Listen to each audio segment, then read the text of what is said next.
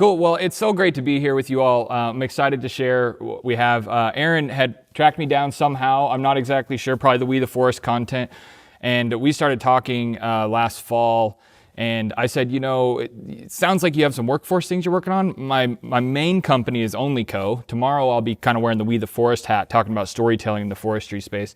But I'd love to be involved and just provide value and come. And if you want me to come for the 2 days, I can. And so she said, okay, let's talk about that. So I'm here because Aaron found me through the interwebs, and it's great to be here. So the title of today, I'm recording this mainly because I want to kind of get some feedback from myself to watch it. But if it's also, I end up, not screwing up too bad, I might share it as well. If for some reason during the workshop, there's something that you share that's like sensitive or whatever, just let me know. I'll be totally sensitive to that and we can adjust or do whatever. But I just wanted to capture it and give me a spot to where I could share this later or just get some feedback. So the title of today's workshop is Why Your Company is Not for Everyone, and That's a Good Thing, How Story Helps You Find A Players. So this is me in Wyoming. This is on the left is in the Tetons. It's there's kind of a side project actually that really informed the We the Forest work called Go Fast, Don't Die that my friends and I started in 2016. It's like an apparel lifestyle brand trying to change the way the community of motorcyclists sort of communicate and actually talk about feelings and things that might be going on in their life. So we have like 180,000 lifetime customers, and we do this event called the Devilstone Run, where we ride from Devil's Tower to Yellowstone with about 200 riders, and we get them just being in community, talking to each other. And through that process, we sort of learned about culture brands and like how to influence people in a really positive way. And so I wanted to share that photo because that was last year's Devilstone Run. This is also our backyard. This is the Bighorns. This photo is taken, I wanted to share this one specifically because last summer we had our biggest forest fire ever, 100,000 acres. We'd only had like an 18,000 fire. And so for me, it was really heartbreaking because I knew there's solutions out there because I learned from all of you great people over the last 4 years. And then to see our forest have like no management, our mill shut down in 2009 and just, really nothing happened.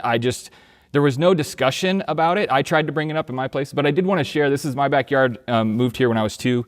And so this is the Bighorn Mountains. I'm really, really proud of that place. And that's where I'm from. But what I actually do is I manage these guys. These are my 3 kids, 8, 6, and 3, all boys, some long hair, so all boys. And they keep us really busy. This is my wife, Danielle. But I love what we're talking about as far as workforce is concerned because I want to make sure that my kids recognize that industrial businesses, forestry businesses that require you to work with your hands and build things and ship stuff and truck stuff are viable careers for them. I know for me, college was pushed pretty hard on me. And I know that the combination of decline in some birth rates as well as the college bias and then the retiring, experienced workers, we're just getting, the labor market has kind of flipped over the last 30 or so years. And so what I feel really passionate about is helping liberate industrial business leaders, be a liberating force, help to give them more choice, more freedom, more opportunity. And one of the big constraints for businesses growing and being successful is a lack of people. I hear it all the time. We just can't get good people. It's a problem. So I'm really excited about working on this challenge. I've been doing sort of branding and marketing and design and creative and entrepreneurial things for 15 years. But to land on this workforce challenge about 3 or 4 years ago and to lean fully into it, I'm very stoked. And I'm going to show you I wanted to just provide value. This is just the start of the conversation for you. I think there's going to be some ideas you can take from today and begin to apply and think about. But it's more of a culture shift, which is probably not just you on your culture, endeavor. You're probably going to have to take some of this back and have discussions with the people that you work with about how do we change our strategy, because the workforce problem is a systemic problem. And it's not just going to get fixed with like a cool ad campaign. It's going to have to be a kind of an all-in culture shift. How do we draw people in? So this idea of branded recruitment is, taking a story and making it really compelling to the younger generation, but even people that may not be younger, but not really consider you or your company as a viable or a strong career path, if you will. So this is what we're doing. breaking through challenges through branded recruitment and storytelling. By show of hands, who here, you don't have as many applicants as you used to? Not as many applicants as you used to, okay? How about not as many great applicants? Yep, okay, a few more, cool. How about this phrase of people just don't work like they used to? Is this a thing that you've said? Show of hands, anybody? Okay. And then lastly, people are retiring now or soon. I can already tell from our earlier conversations. I kind of thought if I asked these 4 questions, everyone would raise their hand and I'd be like gaining some momentum. So anyway, this is why we're here today. These things are at hand. So the question of what is an A player? I wanted to first teach you the way I think about an A player because I think there's probably a lot of different definitions. I look at an A player as someone who, let me pause for a second. So we want to get people, we want to get more applicants, we want to get better applicants, but we also, as business leaders, we want to get people who are aligned with our values, our mission, our vision, how we're going to do things, right? So if you could wave a magic wand and get a bunch more applicants, that'd be great, but you'd also want to do a good job of choosing who you are deciding to go with. So I know in the forestry world especially, but most industrial businesses, like, man, if we just had someone who could fog the mirror or a warm body, and again, I'm here to say that's not what you want to do, but I also recognize that sometimes desperate times call for desperate measures. But I do want to teach you about this A player concept. So the way we look at it is we say, okay, we've identified our core values, and we recognize that an A player is someone who's hitting those core values 90% of the time. We're not looking for perfection, because if we're trying new things and we're doing experiments and we got new people onboarding, young people, like I think a perfect score here is not the goal because you're probably not trying hard enough if you are hitting it perfectly. Same with on the productivity side. And again, not all businesses have laid out OKRs, objectives and key results, and perfect ways to measure productivity. So this at the beginning stage is a bit more of a gut instinct. But the idea of an A player is someone who hits your values 90% of the time, you're aligned with mission, vision, values, and they're really productive. There's been a couple studies that I think are really interesting, difference between A players versus C players. We'd kind of identify a C player as someone who violates those values, but they might be really productive. Those are challenging things, a whole nother talk on that. But when you look at the difference between A players, people who are aligned with where you're going, and C players, manufacturing roles can be 3 times more productive, sales 7 times, management 12 times. Also the impact of one bad apple. I'm sure you've been on like a group project where you got like one negative Nancy and you're just like, or Ned, and you're just like, I don't want to put the effort like I was going to, but this person is just sort of dragging me down. Well, there was a study that said has a reduction in performance by 30 to 40%. So this is just a couple of stats to kind of drive home the point that yes, workforce is a challenge. We do want more applicants, but we also want applicants that really fit where we're going, because one person can really drag us down.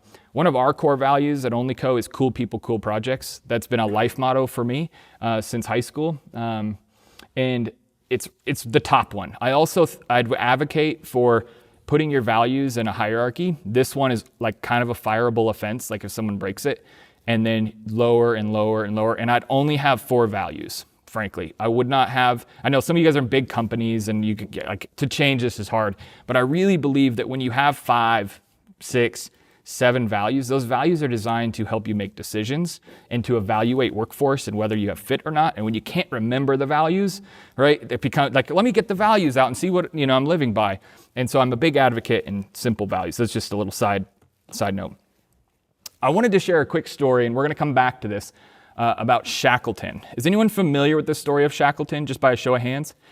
Cool. So 100 years ago, a little over, this group of guys got stranded in the Antarctic. It was their 3rd voyage. They miraculously, all 27 guys survived.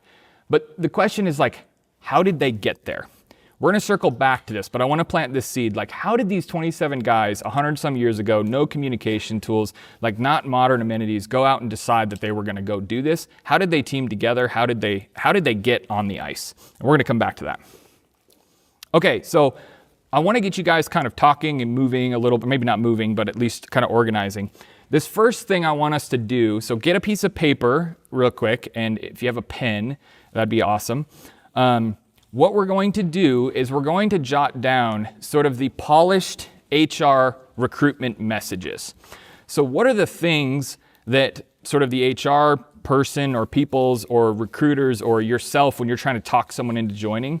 And I know some of you with nonprofits and stuff, I think just use your context. This applies across the board. So, but what are some of these polished messages that you say to try to get people to join?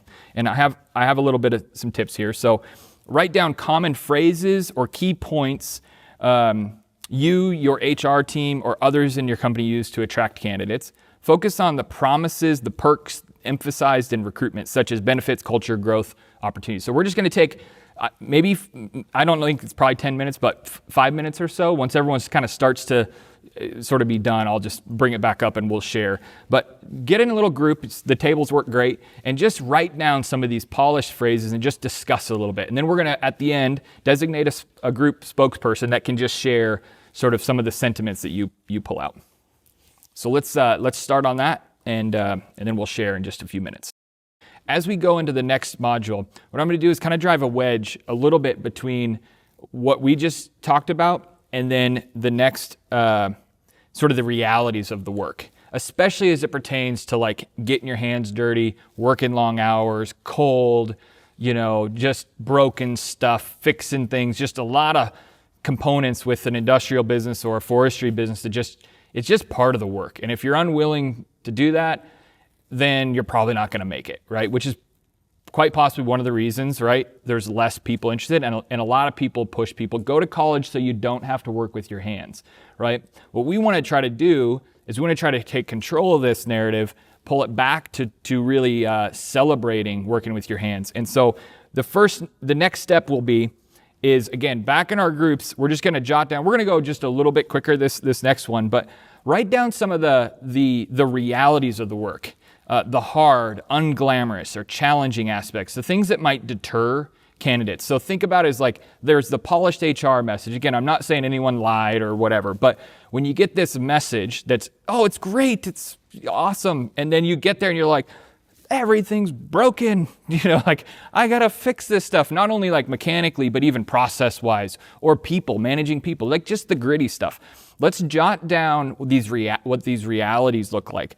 Highlight the contrast between this list and some of the earlier recruitment messages. Let's spend a few minutes kind of back in our group, just jot those down. We'll maybe just do like 2 minutes, so real quick, so we can kind of make sure we're not eating into the next person's time. But let's jot those down and then we'll share them out again. Sound good? Back to Shackleton.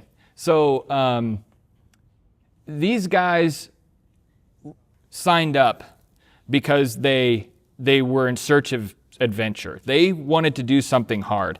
This is a little bit of a fable. I've done some research into this. I'm not exactly sure if this ad was what he used, but the sentiment remains.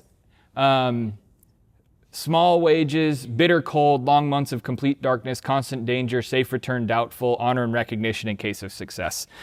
I'm not exactly sure if this is used, but this is the classic, like, best ad ever made was the Shackleton's ad to go like risk death and go do this thing for not a lot of honor. But they did it again for the adventure of it. Like, if you haven't, I'd encourage you to read the book Endurance. It's really great. It's a leadership book. It's just a great message about getting people excited about doing hard stuff, keeping people safe and alive. It's just a bunch of really good things for us as kind of leaders to consider. I wanted to share a couple other examples. So one would be firefighters, because I mentioned the Bighorn Mountains burn 100,000 acres. Well, I helped reopen a ski area over the last 10, 12 years, and our GM was there this summer, and they were a host site for like 200 firefighters for camping out and being prepared and ready. Well, he decided to take it upon himself and go ask them, like, why do you do this? And the number one answer, is there any guesses? Number one answer, why do firefighters? Because fire's fun. Because it's dangerous was the number one answer that he heard. So the very reason that someone wouldn't want to do it is the same exact reason a bunch of people do. And I think as our job at telling this story, right, is there's actually a place where we can be incredibly honest and authentic with what we're about to go do or what we're about. But their mission is very powerful. They're trying to save lives, save the forest, save property, it's a very, mission-driven thing. Deadliest Catch. So Mike Rowe shares this story that in the first season of filming The Deadliest Catch, halfway through or something, they started to realize how sketchy like everything is and how scary everything is. And there was a fear from someone, I'm not sure who, but they said, if we put out this season, like, is anyone gonna like show up to work next season? Like, is anyone gonna show up? Like, are we gonna have anyone? There was this fear. Well, actually, like the next year, like the docks were lined up with people who wanted to go show that the ocean couldn't kill them, that they could survive, that they could make it. And so it had the exact opposite effect. By showing this very honest, authentic message, people wanted to go prove themselves. And I'm not saying you're going to get, no shade thrown at any accountants, if any is an accountant, but I'm not saying that accountant's going to say like, oh, I'm ready to, do this, right? Not every position in your company. But when you can paint a strong mission and you can say, this is not for everyone. Like, this is a different kind of hard, and do it in a way that's really tied to purpose and meaning. There's a lot of attraction to that. The other is the Marines. I titled this, your company's not for everyone. The Marines are also not for everyone. They even use the title, or they did for quite a while, the few, the proud. It infers that, like, don't go here if you aren't ready. Like, if you aren't committed to it, like, there's other branches, not throwing shade at any of the other branches, but that's kind of their thing, right? And so they have a really strong, powerful vision, a brand, if you will. I think all of these have a certain brand, a certain narrative, a certain expectation that people see. And I'm not saying we can transform all the organizations in this room like this to be as inspiring, but I think we can learn from this, and we can we're not getting the people we want anyway, So like, if we flip the script and say, this is what we're about, it's not for everyone, it is hard work, and it's kind of there's a little bit of a reverse psychology component to this to a certain degree. I'm not saying it like works just because of that, because I think that will weed people out if they just get tricked into going and doing something hard. That's not the point. But these are great examples of these narratives. Okay, now I want you to get back in your groups, and this is going to be a little bit tricky. So you'll have to kind of lean in and kind of gut it out, just so we kind of get the idea. I want you to write down a simple version of your company's mission. And it might not even be your company's mission. It might be like what you wish the company's mission was, in a more inspiring kind of way. Because I don't know if you guys have all the missions of your companies memorized. That's usually not a thing that people have memorized. But write down some version of something that's kind of inspiring that to you is like your company's mission. Then I want you to sort of brainstorm, what are some stories? What are some examples? I know we talked about cold and this, that, or the other, but what are some stories that would really tie back to this grittiness, to this purpose, to this mission? Why does your company exist? What are you trying to accomplish? How is it bigger than cutting down a tree? Or how is it bigger than processing? Like, what does this look like? And we know some of these answers, right, to some degree. Like, we're providing housing. Like, that's a honorable, cool thing. There's a lot of other things. I want you guys to kind of brainstorm on this, because there's a lot to unpack here about being authentic and honest about our story, but it does have to tie to a mission. And the back part of this will unpack this a bit. But let me give you a few minutes. Write down the mission that you sort of, think is inspiring at some level, or it's your actual, and let's just work through this, and then we'll share a little bit more. So another 2-3 minutes, and then we'll share some of this out. From a branded recruitment standpoint, what we've kind of learned today is like, mission matters, story is sticky, authenticity compels, and we gotta let people in on it. That was my hope for what we've kind of gone through, is to try to get us kind of thinking a little differently about how we approach this. What we call that is branded recruitment. We've sort of thought about it this way. It's dreaming bigger, seeing and defining the story, living that story. It can't be like, if you say one thing and you're really not, like, that's not right. So you need to have a lot of congruency between the story you're saying and how you actually roll, and then telling that story. And by doing this, and I'll sort of prove it or show it in just a minute here with a couple slides, you can get people engaged and wanting to work for you. There's less people than there were, but there's still people out there that, and again, I'm not encouraging a lot of poaching. That's not my point. Like, just poach from the others. But there is a component, like if you have a great company and you have a great story and you're looking for people and you can differentiate yourself in a way that's like, we really mean it when we're trying to tackle this big problem in the world, and we're doing it and we're tying our purpose every day to that mission. It's important. So Ryan Brothers Trucking, started with them three years ago or so. They've been around since '58. Have an aging workforce, difficult recruiting new drivers and mechanics, limited long-term strategic vision or succession planning, minimal digital online presence. They actually purchased another company. They were integrating them and trying to get the culture kind of going. So I assume a bunch of those bullet points are things that, we kind of talked about a lot of those for this group. So I think this resonated pretty well. I had a hunch that it kind of would. They didn't have a website at all in 2022. My friend Matt, I went through a leadership program in 19. I told him marketing is a powerful tool to attract workers. It took him 3 years to call me. I should have just called him probably, but I saw he was engaged in our conversation, but I just didn't think to. Well, 3 years later, he's like, hey, remember you told me that late one night in the program and and I was like, oh yeah, do you want to talk about that? He's like, yeah, I think we need help there. So that's kind of how it kicked off. We basically developed a unique brand story using a lot of the arc of what I just shared with you. It's not overnight. It's not a silver bullet. It's not magic. You got to kind of lean in and figure out, is your dream big enough? The payoff for these guys, and this was 6 months ago now, I should update these, but they hired 10 plus drivers. They started to be more choosy about who they picked on. They didn't just throw guys in and see if it worked. So they're more selective.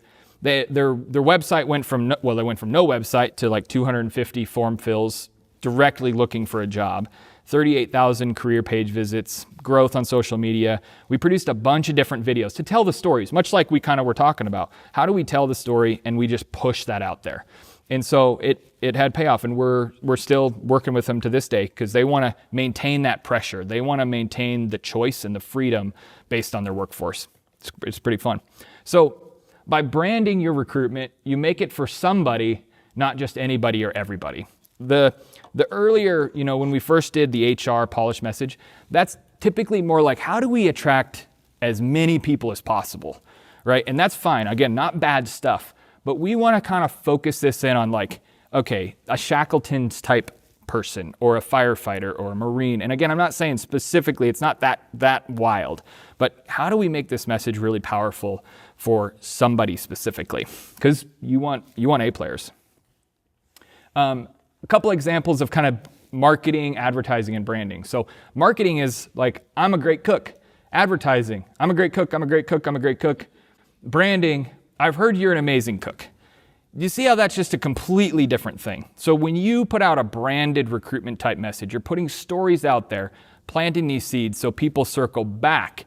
Their application is a response to your initiation, like maybe 6 months ago, maybe a year ago, maybe 2 years ago. Because again, I'm not encouraging poaching, but there are people out there that might get disenfranchised with a certain operator and go, I've seen these guys over here and I think they'd respect me and they have a cool purpose and a cool culture, right? Culture is kind of, we talk about it, like it's hard to like pin down what is culture, but you kind of, you know it when you feel it kind of thing. So anyway, branding is a response to a story you've put out there. So for forestry, we have great jobs in forestry. Advertising, we have great jobs in forestry. We have great jobs in forestry. We have great jobs in forestry. Branding, I hear they take care of their people and build careers worth having.